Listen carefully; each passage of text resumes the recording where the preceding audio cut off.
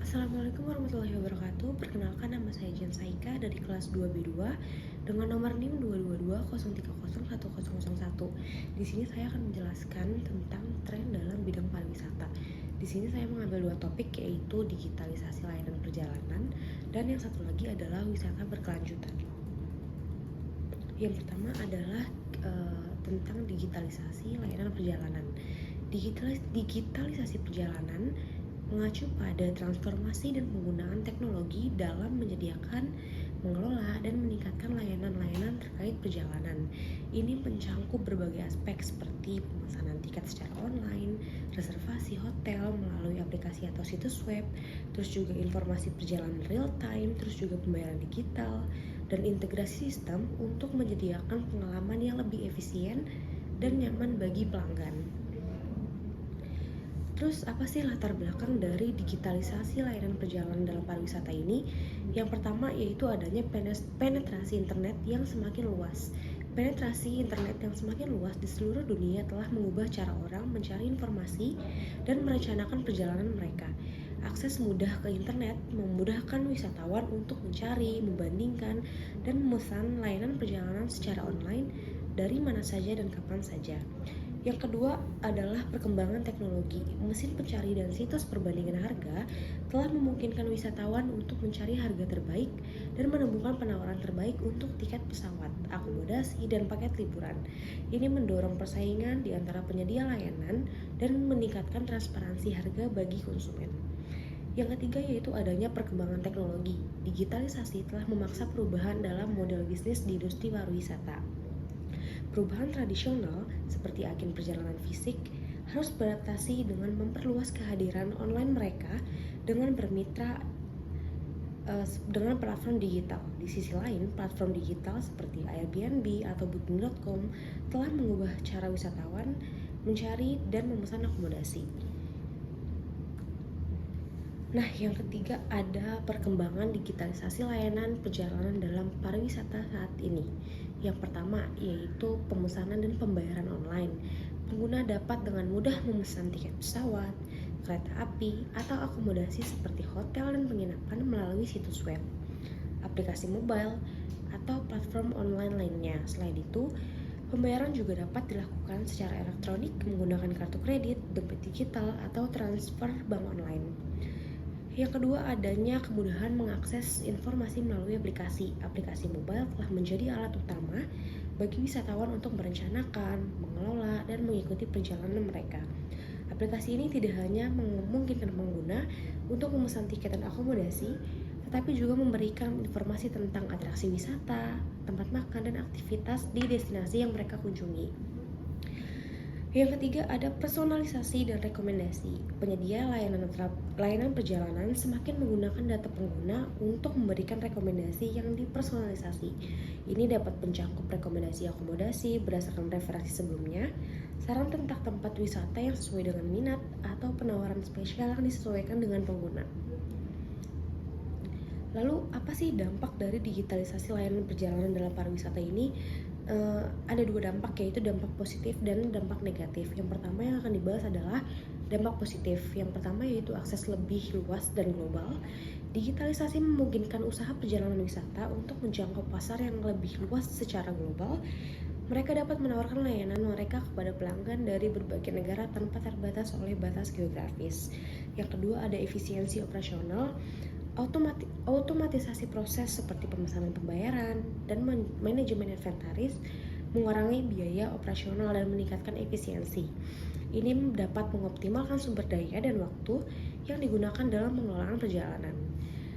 Dampak yang ketiga adalah peningkatan penjualan dan pendapatan. Dengan memanfaatkan platform online yang populer seperti situs web, pemesanan, dan aplikasi perjalanan, usaha perjalanan wisata dapat mencapai lebih banyak pelanggan potensial dan meningkatkan volume penjualan.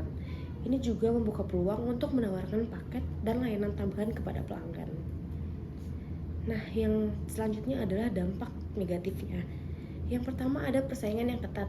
Digitalisasi meningkatkan persaingan di antara penyedia layanan perjalanan.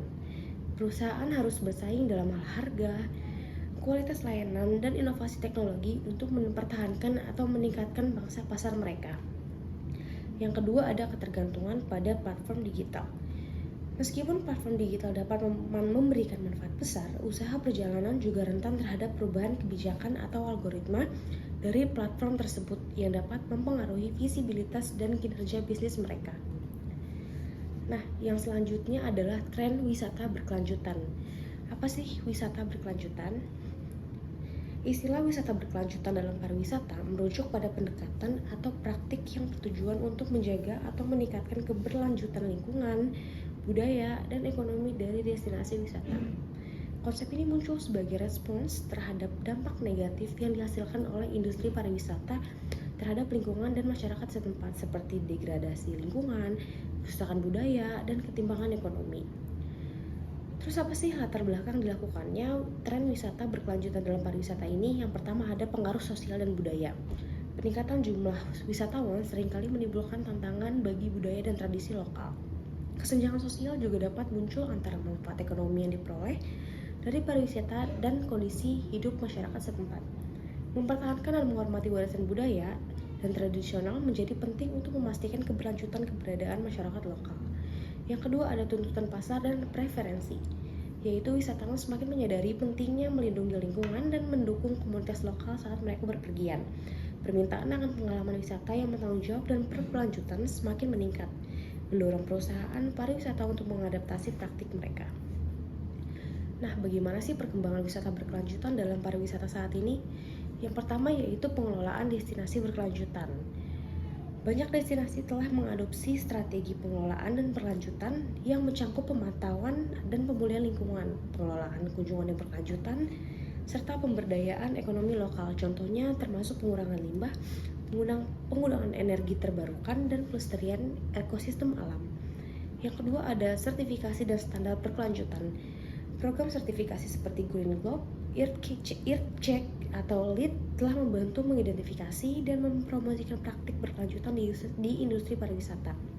Sertifikasi ini memberikan pengakuan terhadap usaha-usaha dalam mengurangi jejak lingkungan dan mempromosikan tanggung jawab sosial. Terus juga ada penggunaan teknologi untuk keberlanjutan.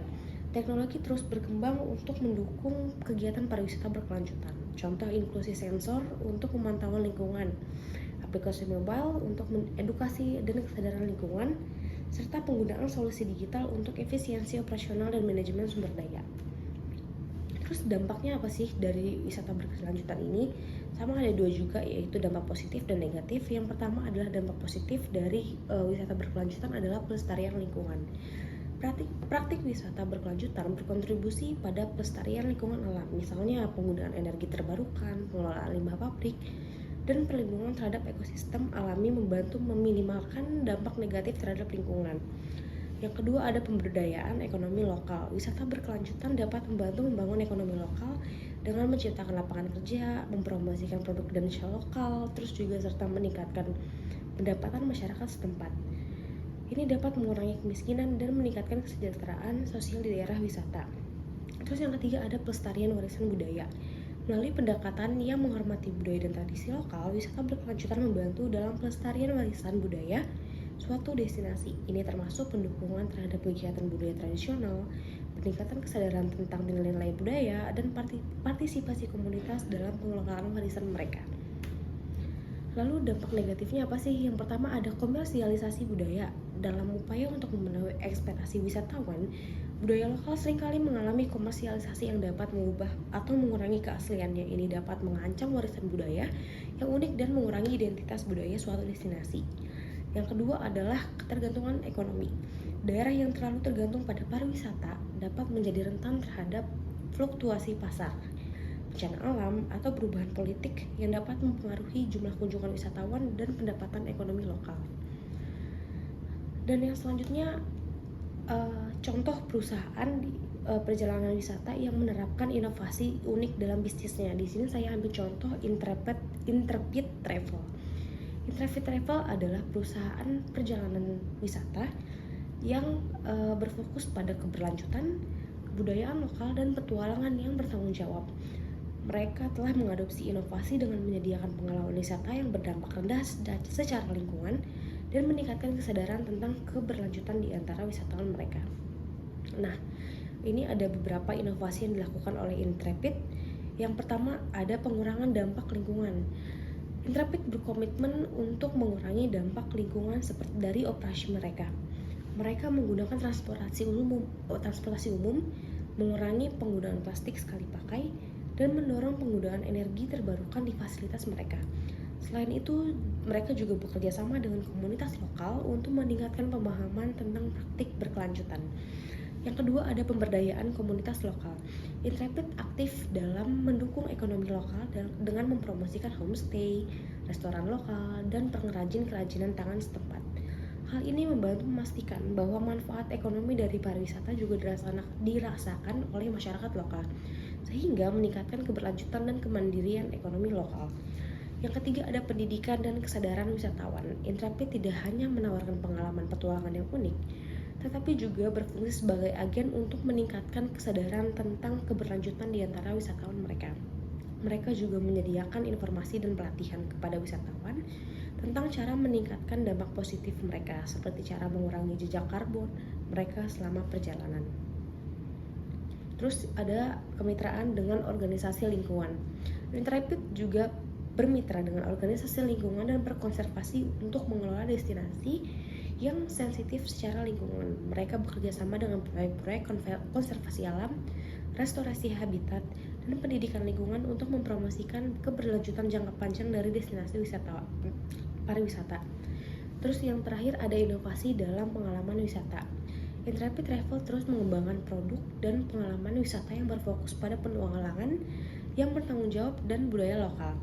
Mereka menciptakan paket tour yang memungkinkan wisatawan untuk berinteraksi langsung dengan masyarakat lokal, memahami budaya mereka, dan mendukung inisiatif keberlanjutan setempat. Baik, sekian presentasi dari saya, kurang lebihnya mohon maaf, terima kasih.